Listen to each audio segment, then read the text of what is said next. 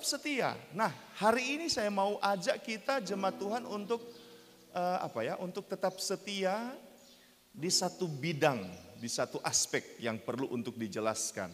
Nah, saudara, kita sudah ambil Ibrani 3 ayat 5-6, kita sudah bacakan. Dan di sana ada tokoh Alkitab Musa dan juga ada Tuhan Yesus. Dan keduanya sudah dikatakan setia. Setia. Tuhan Yesus setia. Musa setia. Kalau baca ayat 5, Musa setia dalam segenap rumah Allah. Kemudian di dalam ayat yang ke-6, Tuhan setia juga sebagai anak yang mengepalai rumah. Ini jadi sebuah pertanyaan, kalimat ini menjadi sebuah perenungan bagi saya. Setia dalam rumah itu maksudnya apa? Tetapi kemudian ketika membaca ayat 6, saudara-saudara, saya akhirnya bisa mengerti, oh ini maksud kesetiaan. Kristus setia sebagai anak yang mengepalai rumahnya, dan rumahnya ialah kita, jemaat Tuhan, gereja Tuhan. Oh, Kristus menjadi kepala bagi gereja Tuhan. Oh, berarti Musa dalam ayat yang kelima dia setia dalam segenap rumah Allah, berarti itu bicara umat Israel, orang Israel. Langsung saya lebih jauh lagi saya berpikir, oh berarti ini setia dalam apa? Setia dalam melaksanakan tanggung jawab. Sebagaimana Musa setia melaksanakan tanggung jawabnya sebagai pemimpin orang Israel, Tuhan kasih kepercayaan, kasih tanggung jawab kepada Musa menjadi pemimpin orang Israel untuk bawa orang Israel dari Mesir sampai ke tanah Kanaan. Meskipun nanti Yosua yang meneruskan, dia sudah sampai di perbatasan, tinggal Yosua yang memasukkannya, yang memimpin untuk masuknya. Begitu juga Kristus setia bertanggung jawab menjadi kepala tubuh, kepala gereja Tuhan untuk pimpin kita anak-anak Tuhan dari dunia sampai ke sorga. Haleluya. Musa setia pimpin orang Israel dari Mesir sampai Kanaan. Kristus lebih hebat lagi, kalau Musa sampai perbatasan, kalau Kristus memang sampai di sorga. Dia pimpin kita dari dunia sampai ke sorga. Dari pemahaman itulah saudara-saudara, maka lahirlah sebuah kebenaran yang menjadi aplikasi bagi saya, bagi kita semua di pagi hari ini. Bahwa kita juga harus seperti Musa, bahkan harus seperti Tuhan kita Yesus Kristus yang setia melaksanakan tanggung jawab yang dipercayakan Tuhan kepada kita. Amin. Kita harus setia melaksanakan tanggung jawab. Nah, munculkan slide-slide yang sudah disiapkan. Kita harus setia melaksanakan tanggung jawab kepercayaan yang Tuhan percayakan bagi kita. Saya kalimatkan ini, semua orang pasti punya tanggung jawab. Semua orang. Tidak mungkin tidak punya tanggung jawab. Semua orang pasti diberikan tanggung jawab, pasti diberi kepercayaan. Ada mungkin yang diberi tanggung jawab 5, seperti 5 talenta, 2 talenta. Tetapi tidak ada satupun yang tidak punya kepercayaan. Kalaupun sedikit pasti 1. Dan kalaupun 1 itu banyak. 1 itu bernilai, 1 itu berharga. Amin. Haleluya. Jadi saudara-saudara, semua orang punya tanggung jawab. Nah, sekarang rupanya tidak terlalu berfungsi. Sebentar.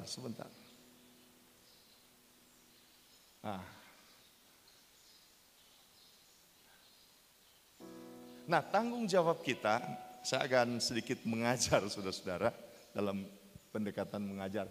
Tanggung jawab kita berkaitan dengan identitas kita dan dalam komunitas kita ini dalam.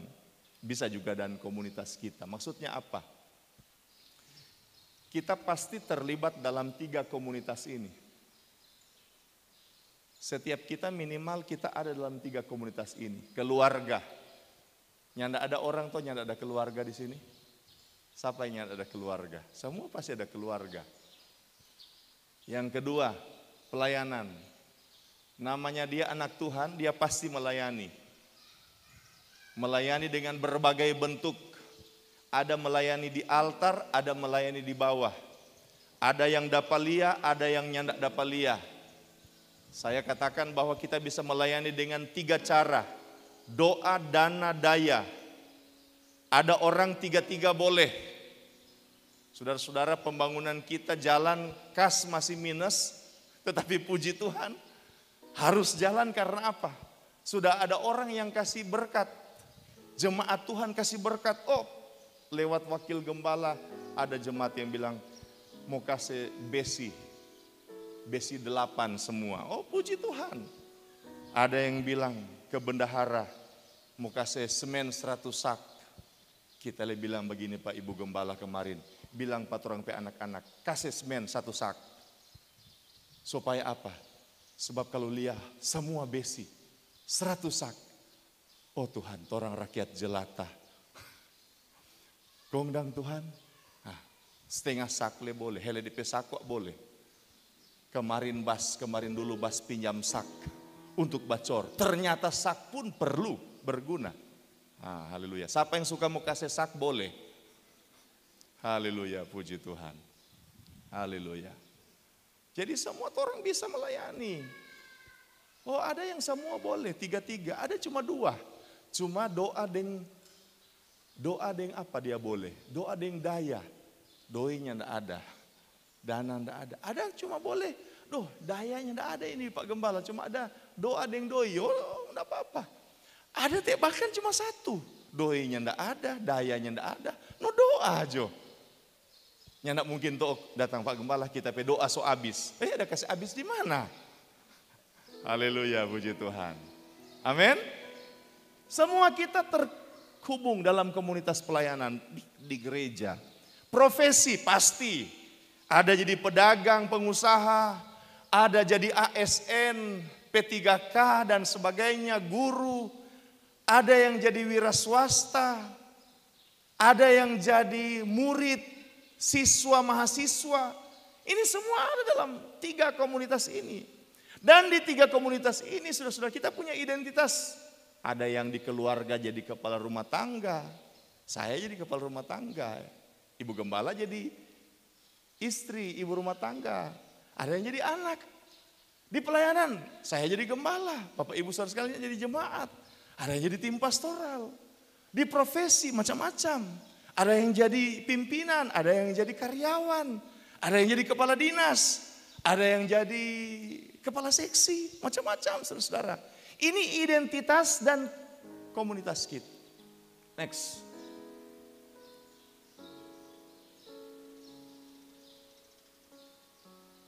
Nah, dalam kita melaksanakan semua tanggung jawab kita, saudara-saudara, maka ada 7 prinsip yang kita harus tahu. Kita harus ingat dalam melaksanakan tanggung jawab. Saudara-saudara mungkin bilang begini, Doh Bapak Gembala 7 komang, mau tahafal itu. Karena itu saudara-saudara saya memang punya satu pemikiran dan sudah saya sampaikan kepada Ibu Gembala tim pastoral, Wakil Gembala kepada tim pastoral. GPDDTC mau bikin satu bidang pelayanan. Apa itu? Bidang pelayanan penerbitan buku. Supaya apa? Supaya khotbah 5 bulan, 6 bulan, cetak buku. Burkia pe khotbah. Oh, baru-baru Burkia ada khotbah luar biasa. Cuman ibadah sore, nyenak terlalu banyak. Jemaat yang pagi juga perlu dengar. Om Bram pernah khotbah. Ibadah sore, jemaat pagi nyenak dengar. Wakil Gembala khotbah pagi, jemaat yang masuk sore nyenak dengar. Karena itu perlu dibuat buku. Supaya apa? Jemaat boleh baca-baca. Dan saya sampaikan kerjasama dengan bidang diakonia eksternal. Buku harga 15.000, jemaat beli 100.000 6 biji. Supaya apa? 1 for dia, 5 for gembala-gembala. Gembala di Sangir, jemaat GPDTC jadi berkat, bukan hanya jemaat tetapi sampai ke ujung bumi. Selamat tinggal Indonesia. Mau kemana Ungke? Mau pergi di Siau. Haleluya, puji Tuhan. Amin, saudara-saudara. 7 prinsip, saudara dengar, saudara perhatikan, saudara bisa catat di handphone saudara. Kalau misalnya tidak terlalu ingat, mau ada buku supaya saudara bisa baca itu berulang-ulang. Nah, 7 prinsip melaksanakan tanggung jawab. Prinsip yang pertama. Haleluya. Tolong dibuka Kolose 3 ayat 24 dulu. Kolose 3 ayat 24. Kita baca sama-sama. 2, 3. Atau ayat 23 dulu ya. Kolose 3 ayat 23-24. Kita baca sama-sama. 2, 3. Apapun juga yang kamu perbuat, perbuatlah dengan segenap hatimu seperti untuk Tuhan dan bukan untuk manusia. Kamu tahu bahwa dari Tuhanlah kamu akan menerima bagian yang ditentukan bagimu sebagai upah. Kristus adalah dan kamu. Prinsip yang pertama, kembali ke slide, bahwa tanggung jawab itu adalah panggilan Tuhan. Ini yang harus selalu orang ingat. Ibu rumah tangga, di komunitas keluarga ada jadi ibu rumah tangga. Maka ketika engkau menjalani tanggung jawabmu sebagai ibu rumah tangga, engkau harus sadar itu adalah panggilan Tuhan. Kepala rumah tangga, engkau adalah seorang pemimpin dalam rumah tangga. Saya selalu katakan begini, ada orang kok bilang begini, bapak-bapak adalah imam dalam rumah tangga. Saudara-saudara kalau baca Alkitab, imam itu apa? Imam itu adalah pendoa syafaat.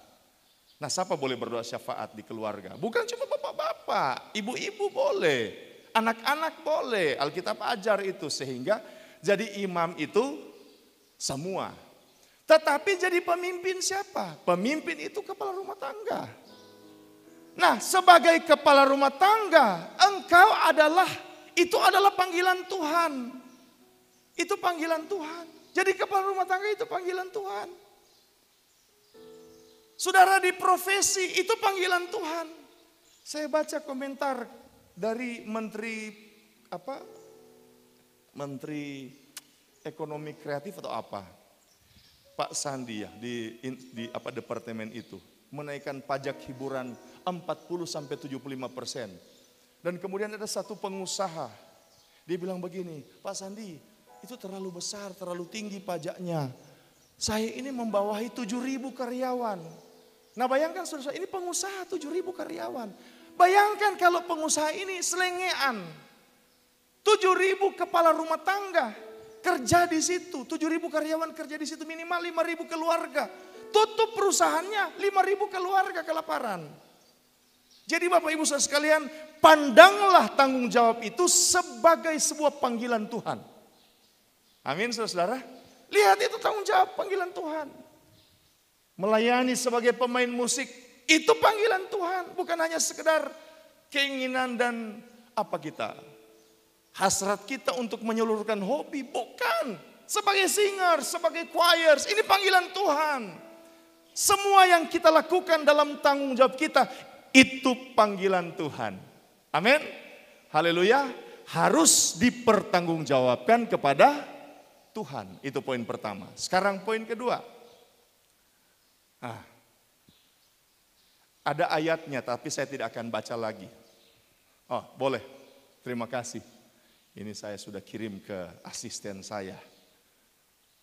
Devana untuk memunculkan. Orang Israel makan mana 40 tahun sampai mereka tiba di tanah yang didiami orang. Mereka makan mana sampai tiba di perbatasan tanah Kanaan. Musa jadi pemimpin orang Israel 40 tahun. Kembali ke slide. Artinya apa Bapak Ibu Saudara sekalian? Artinya tanggung jawab itu biasanya bersifat rutin dan jangka panjang. Rutin, jangka panjang, itu tanggung jawab. Karena dia rutin dan jangka panjang, maka kita harus laksanakan dengan disiplin dan tekun. Haleluya, haleluya, haleluya. Bukan karena mama ada bauni ombuds, Sampai akhirnya hari itu mama rajin memasak. Besok karena nyandak bauni po ombuds, nyandak memasak. Ini boleh. Setiap hari mau bauni po ombuds atau nyandak. Bukan ombuds itu, ombuds lain saudara-saudara. Anggap ya ombuds itu. Bukan. Ini setiap hari. Seorang ibu rumah tangga, seorang suami. Ada datang dia orang Manado dia bilang burung bay, rajing. Tapi kalau datang dia burung nyandak bay, nyandak rajing, nyandak. Ini kepala rumah tangga mau sehat, mau sakit, mesti pikir bagaimana keluarga. Orang sebagai hamba Tuhan mau sehat, mau sakit, mesti pikir jemaat. Mesti pikir bagaimana berdoa, bagaimana siapkan firman, bagaimana mau atur. Saya didik kepada mahasiswa RMK. Mesti belajar. Kong kalau misalnya orang sakit esok-esok di pelayanan, tutup ibadah hari Minggu. Kiapa? Gembala sakit. Ya tidak mungkin saudara-saudara, tidak mungkin. Tanggung jawab itu sifatnya rutin, jangka panjang. Laksanakan dengan disiplin dan tekun. Poin 3.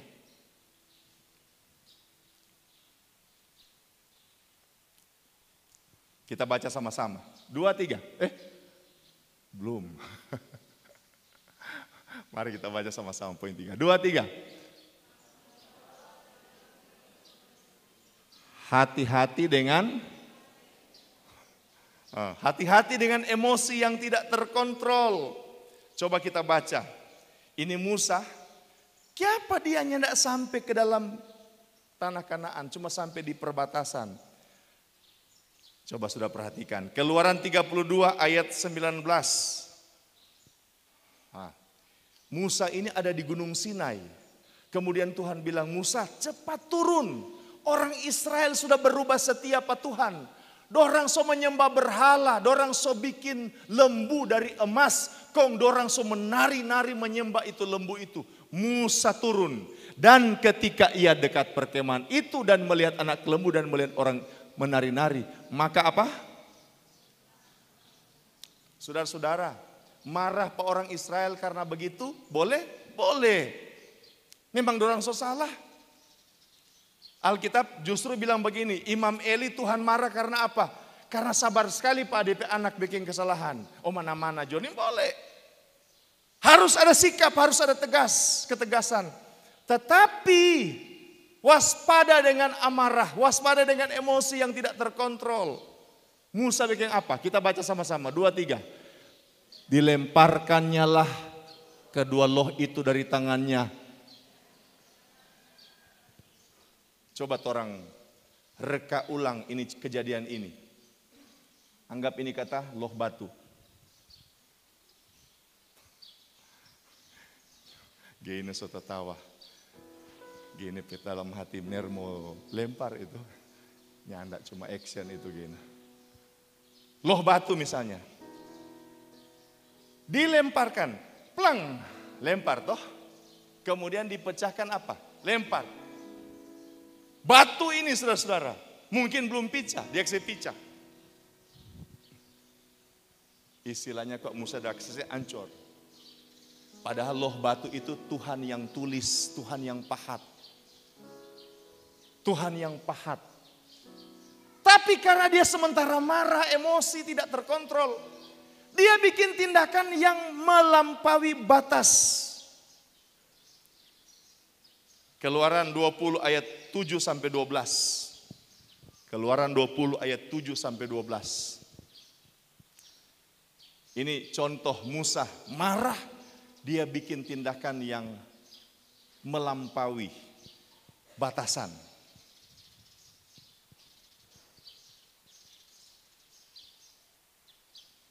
Maaf saudara-saudara, mungkin salah ini.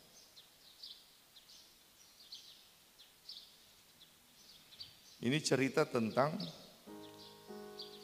Bilangan 20 ayat 7 sampai 12. Bilangan 20 ayat 7 sampai. Tuhan berfirman kepada Musa. Ini konteksnya orang Israel lagi mengeluh habis air untuk MCK dan juga tentunya untuk minum, makan. Kemudian Tuhan bilang begini kepada Musa, ambillah tongkatmu itu dan engkau dan Harun kakakmu harus menyuruh umat itu berkumpul. Katakanlah depan mata mereka kepada bukit batu itu supaya diberi air. Harus apa? Katakan. Jadi Tuhan bilang, Musa, bilang Pak itu gunung batu supaya keluar air. Demikianlah engkau mengeluarkan air dari bukit batu itu bagi mereka dan memberi minum umat itu serta ternaknya. Jadi cuma bicara Pak itu bukit batu. Cuma ada mau pakai kata-kata.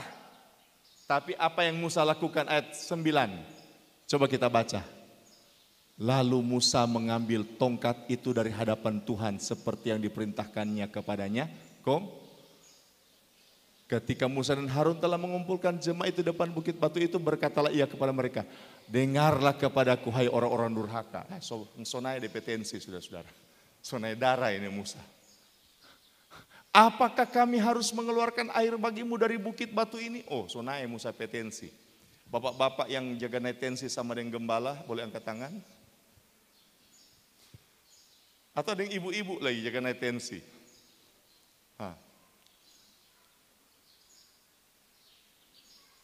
Ayat 11, baca sama-sama, 2, 3.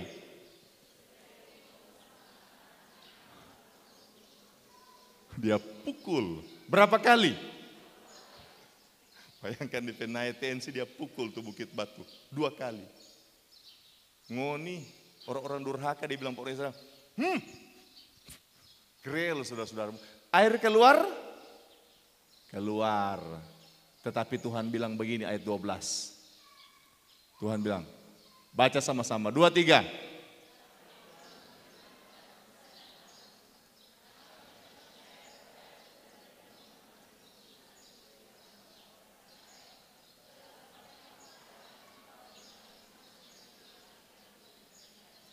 Tuhan marah, siapa? Karena bilang kok cuma bilang, Musa pukul. Hati-hati dengan emosi. Hati-hati. Boleh bah ngoni kok masa reken bagi. Iya, orang itu ada perasaan. Lain kali jaga sayang diri, iyo. Mama-mama jaga sayang diri. So mau masa pe usaha. Ini so lihat di YouTube. Sampai konfor di sebelah, YouTube di sebelah. Jadi DP anak rasa, nyak sedap ini. DP suami bilang, doh, kayak paling makanan rasa begini. Padahal so dengan YouTube, so habis 4 GB DP kuota. Akhirnya tuh tanta, bapak Stiu, mulai sekarang sudah jauh mau memasak. Haleluya, haleluya. Haleluya DP apa? DP kenyataan. Coba kita lihat ayat. Kita lihat 1 Petrus 1 ayat 14. Kita baca sama-sama, 2, 3. Hiduplah sebagai anak-anak yang taat.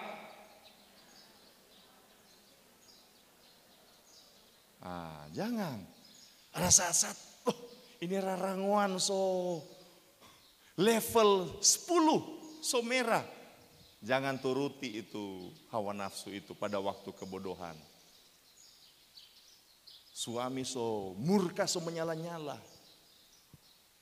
Ada tongkat di tangan. Dia lihat DP istri, dia sudah cuma Musa boleh pukul 2 kali dengan tongkat. Nah dia bagi DP istri dan tongkat 2 kali. KDRT masuk pengadilan. Haleluya. Orang lihat ada satu tokoh yang luar biasa. Nehemia pasal 5 ayat 6 dan 7. Ini Nehemia. Coba kita baca sama-sama. 2, 3. Maka sangat marahlah aku ketika ku dengar keluhan mereka. Ayat 7. Stop. Sangat marah tetapi masih apa? Marah tapi musibah pikir lagi. Jangan bahwa ku salah sedikit langsung menyanyi itu lagu Nia dan Niati atau Betaria Sonata pe lagu dulu. Pulangkan saja aku pada ayahku. Haleluya, haleluya. Kurang DP haleluya. Iya, mesti berpikir masak-masak. Pikir. Haleluya, puji Tuhan. Itu prinsip ketiga. Sekarang kita lihat prinsip keempat.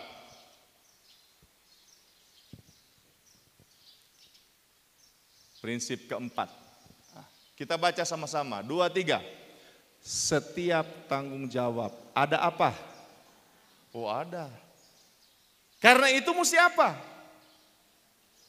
Andalkan Tuhan melalui iman dan doa, bahkan apa? Puasa. Andalkan Tuhan, pakai iman, gumuli dalam doa dan puasa. Yosafat diserang oleh 3 pasukan, koalisi besar. Yosafat jadi takut. Bagaimana cara Yosafat menghadapi tantangan itu? Dia bertanggung jawab sebagai raja untuk memimpin bangsa Israel. Bagaimana menghadapi situasi, kondisi, tantangan seperti itu? Dia serukan doa puasa. Mengapa jemaat GPD DTC doa puasa 1 minggu? Ya karena kita tidak mampu tanpa Tuhan. Alkitab kan bilang, terkutuk orang yang mengandalkan manusia, yang mengandalkan kekuatannya, yang mengandalkan hikmatnya. Tetapi diberkatilah orang yang mengandalkan Tuhan. Amsal pasal 3, akui Tuhan.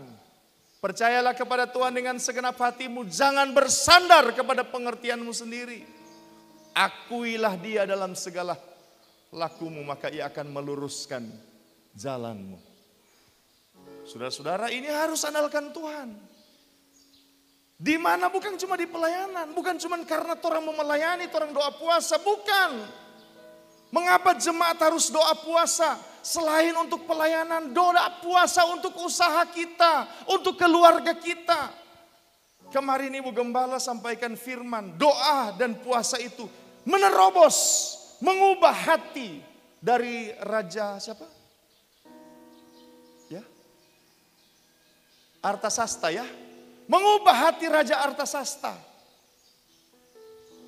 Ibu-ibu punya suami hatinya keras, doa puasa. Bapak-bapak punya tantangan dalam pekerjaan, doa puasa.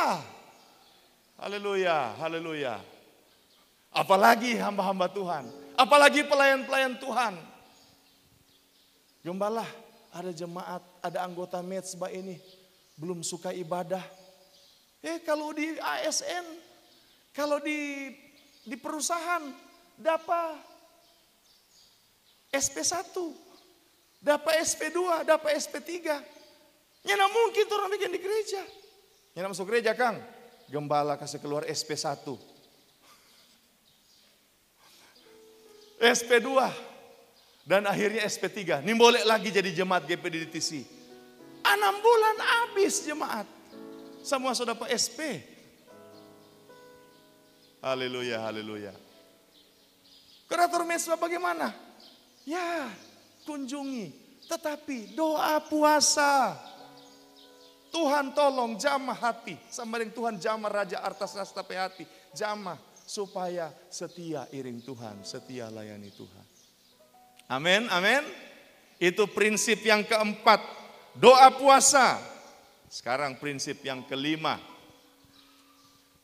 Kita baca sama-sama. 2, 3. Tanggung jawab adalah rumit. Karena itu kita harus pakai apa? Hikmat Tuhan. Kita tidak boleh andalkan hikmat kita. Karena itu Yakobus pasal 1 ayat 5. Tetapi apabila di antara kamu ada yang kekurangan hikmat, hendaklah ia memintakannya kepada Allah yang memberikan kepada semua orang dengan murah hati dan dengan tidak membangkit-bangkit, maka hal itu akan diberikannya kepadanya. Kadangkala kita diperhadapkan pada situasi dilema. Contoh, Nabi Elia datang kepada ibu janda di Sarfat. Nabi Elia, dia minta air, ibu janda mau ambil air, sementara di jalan ambil air, Nabi Elia bilang, ambilkan roti. Ibu janda bilang begini, aduh cuma ada segenggam tepung. Bagaimana ini segenggam tepung, cuma mau jadi 2 roti kecil. Kalau mau kasih pak Nabi, kong torang dang, torang 2 dan kita dan tapi anak dang.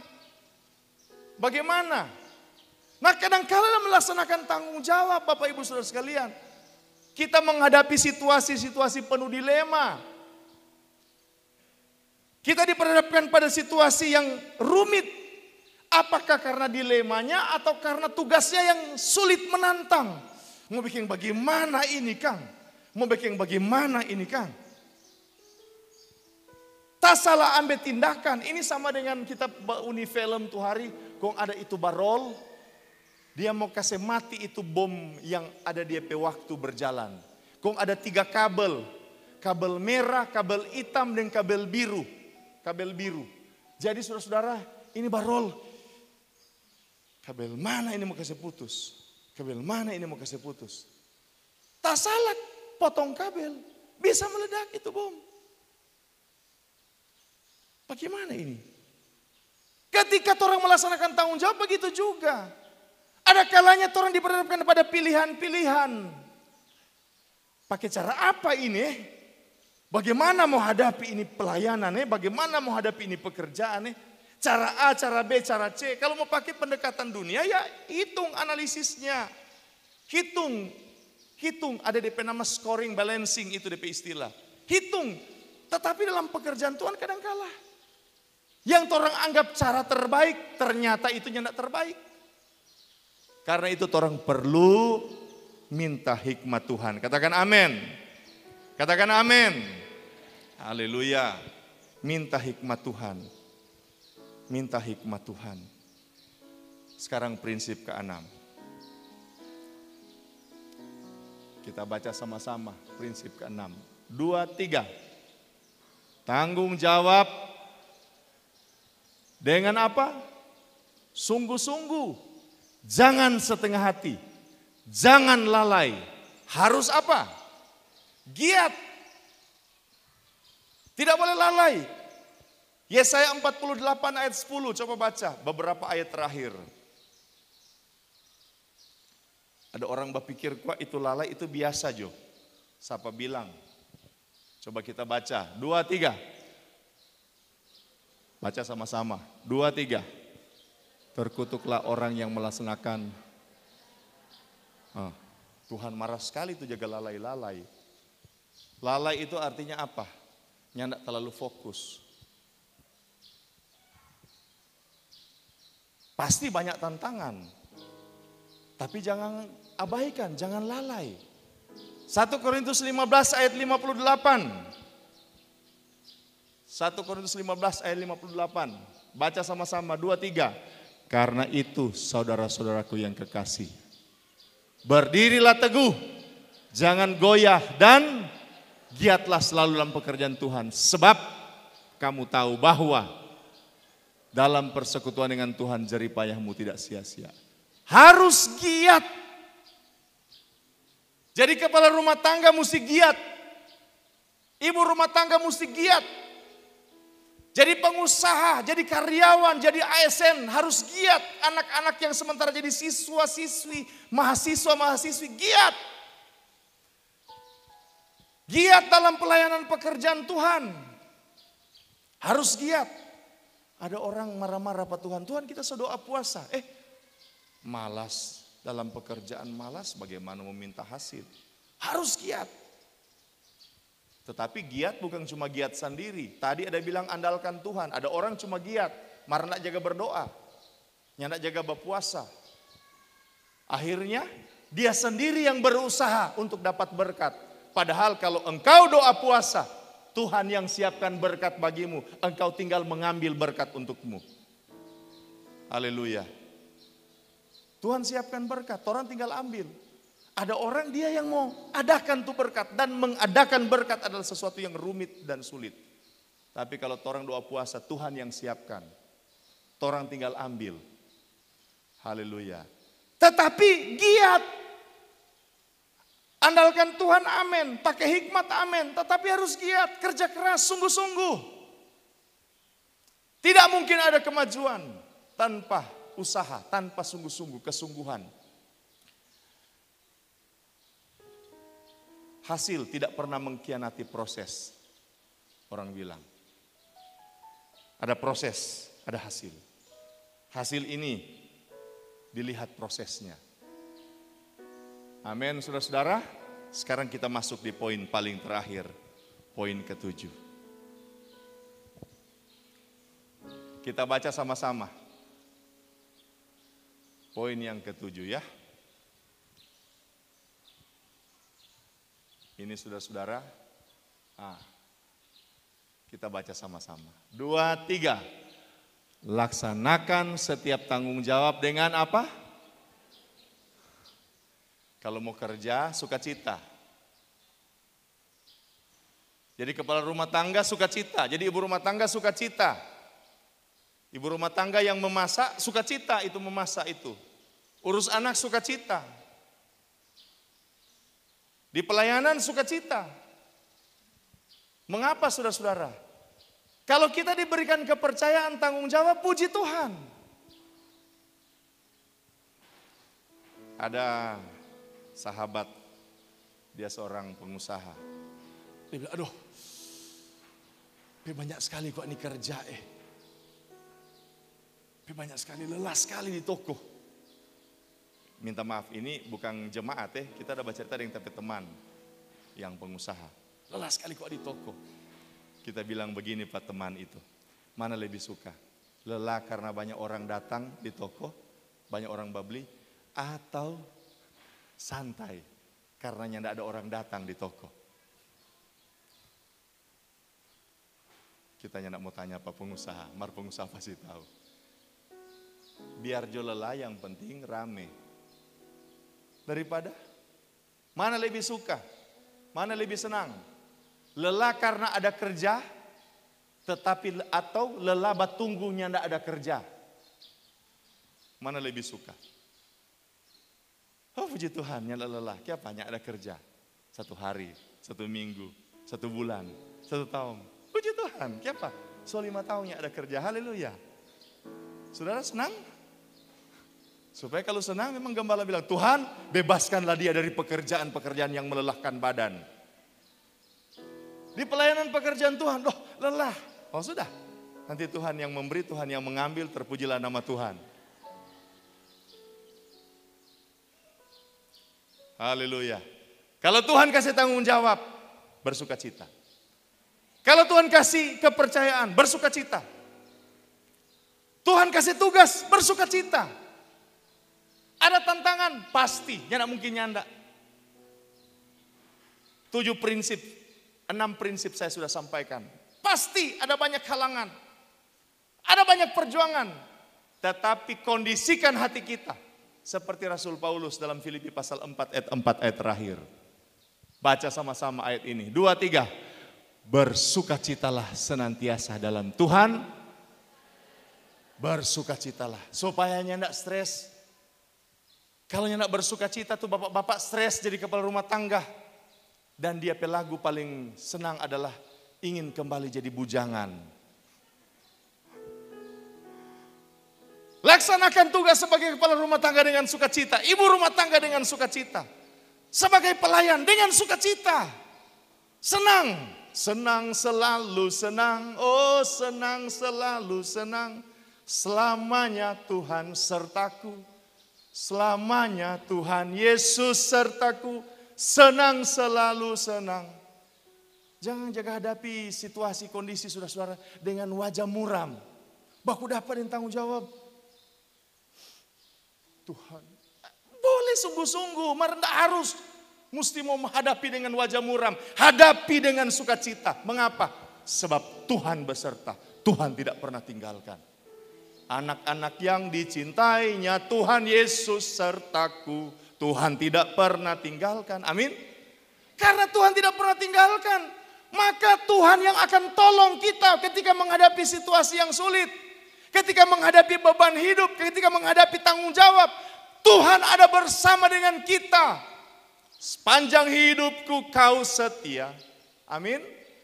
Haleluya. Jadi kalau mau hadapi segala sesuatu berkaitan tanggung jawab, pastikan sukacita supaya nyak mau dapat asam lambung, supaya nyak mau dapat asam urat dan segala macam asam-asam yang lain. Beri kemuliaan bagi Tuhan Yesus. Amin. Haleluya. Hadapi dengan sukacita. Kiapa? Karena torang yakin Tuhan pasti tolong. Torang yakin Tuhan pasti sertai. Torang yakin Tuhan tidak pernah tinggalkan. Amin. Puji Tuhan.